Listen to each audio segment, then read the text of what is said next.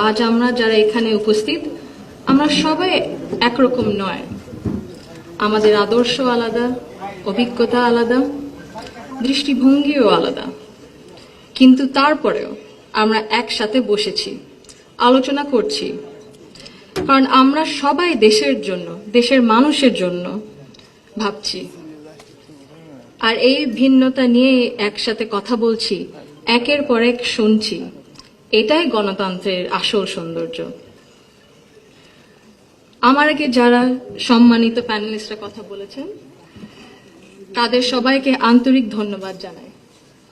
আপনারা অনেক কিছু বলেছেন, হয়তো বা আমিও বলে ফেলবো। সো আমাদের একটা মাইন্ডসেটে আই থিঙ্ক সিমিলারিটি আছে। আমার খুব ভালো লেগেছে শুনে। আমি আজ এখানে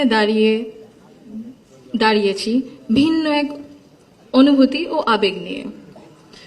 বাংলাদেশের এই পলিসি লেভেলটায় আমার প্রথম বক্তব্য এটা।